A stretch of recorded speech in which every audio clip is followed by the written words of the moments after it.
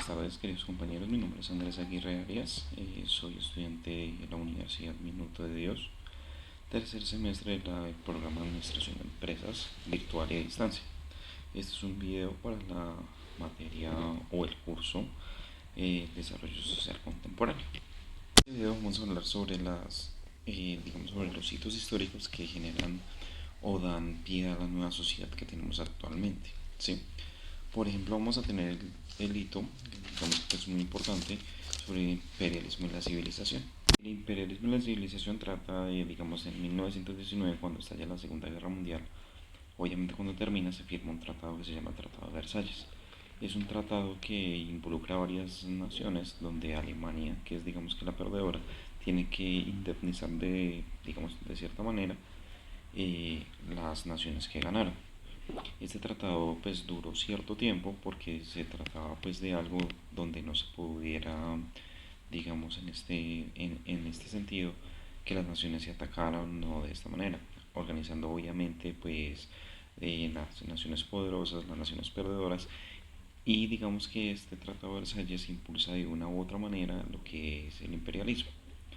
Digamos que son naciones que ejercen poder sobre otras. Hablamos entonces en el Tratado de Versalles de colonias, que son, digamos que las colonias son como estos distritos salvajes que otras naciones más poderosas tomaban poder sobre ellas.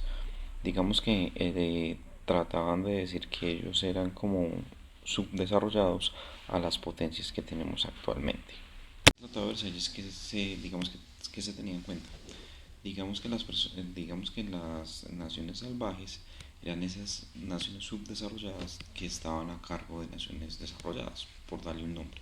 Y solo se les daba el nombre de desarrolladas cuando estas mismas pudieran gobernarse por sí mismas, valga la redundancia, hasta que tuvieran como un equilibrio que pudiera decir que ellas podrían dominar sobre ellas mismas.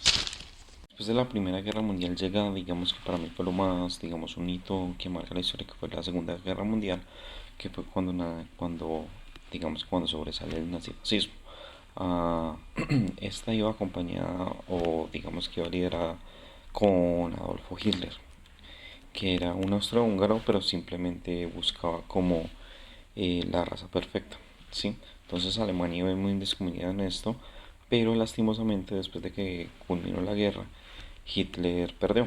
Sí, entonces nacen dos grandes potencias, que es Estados Unidos y la Unión Soviética, pues la antigua Unión Soviética, lo que hoy comprendemos como Rusia, y digamos que ellos tenían como cierto poder, digamos que fueron los que terminaron con cierto poder después de la Segunda Guerra Mundial, como en el tercer mundo.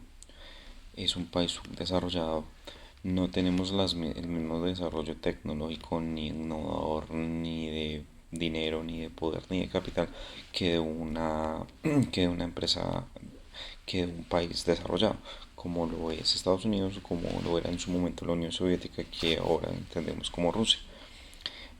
Hablamos también después de la Segunda Guerra Mundial, como todo terminó digamos que en crisis económica, de la cooperación de todos los países.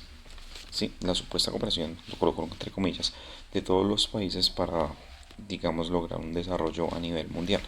Lastimosamente seguimos, digamos que dominados, la América Latina en su gran mayoría sigue dominado por países primermundistas, dándole un nombre pues no tan adecuado, porque la verdad un país no debe de determinarse ni por primer, ni por segundo, ni por tercer mundo, sino que lastimosamente todavía tenemos ese sesgo tan antiguo que permanece en la actualidad.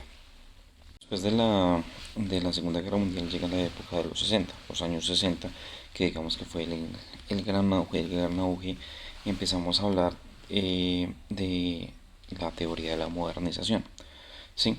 ¿Qué dice la teoría de la modernización? El pensador Walt Robert en 1960 habla de la teoría del despegue industrial de las naciones. ¿Qué quiere decir esto? Él se basaba en 5 teorías o 5 principios para que las naciones pudieran lograr pasar del subdesarrollo al desarrollo.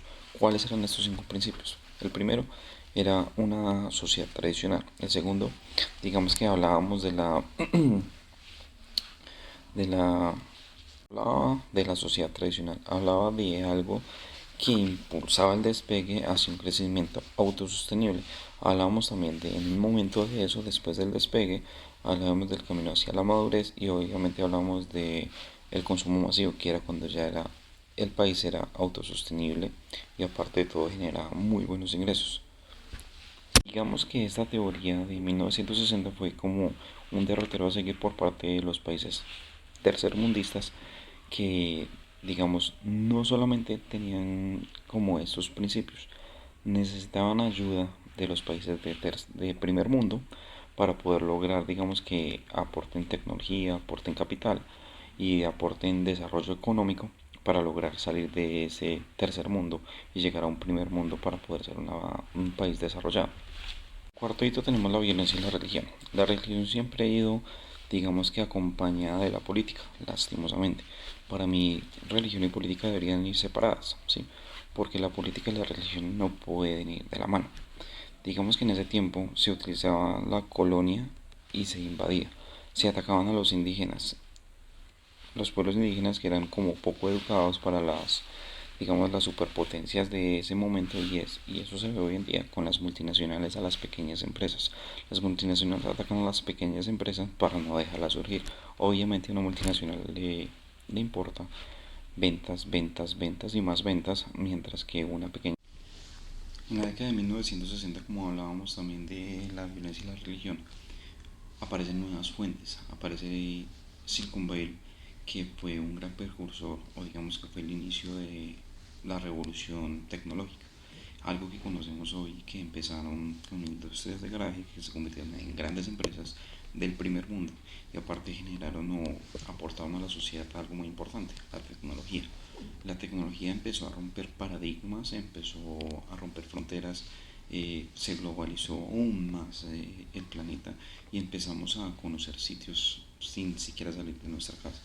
La tecnología ayudó a lo que ahora es la sociedad actual.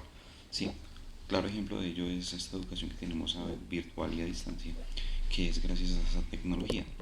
Digamos que podemos estar en nuestra casa, podemos estar en nuestros trabajos, podemos estar en un sinnúmero de lugares, pero podemos acceder a una cantidad de información importante y relevante gracias a esto.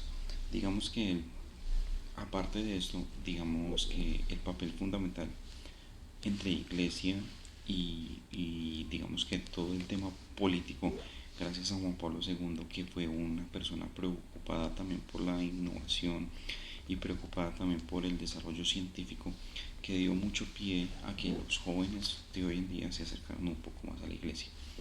Y digamos que de esta manera él logró como combinar un poco lo que antes era incombinable, que era la ciencia y la religión. Gracias a todas sus enseñanzas, gracias a todo este tema de actualidad, digamos que el Vaticano de su mano tiene, digamos que muchas obras como escuelas, como los comunitarios, todo este tema. Juan Pablo II logra acercar mucho a los jóvenes de la iglesia, como venía diciendo, gracias a la combinación entre ciencia y religión. Él aceptó pues muchas cosas de la ciencia y digamos que de esa manera logró como unificar esos dos conceptos. Espero que les haya gustado mi intervención y muchísimas gracias, que tengan buena tarde.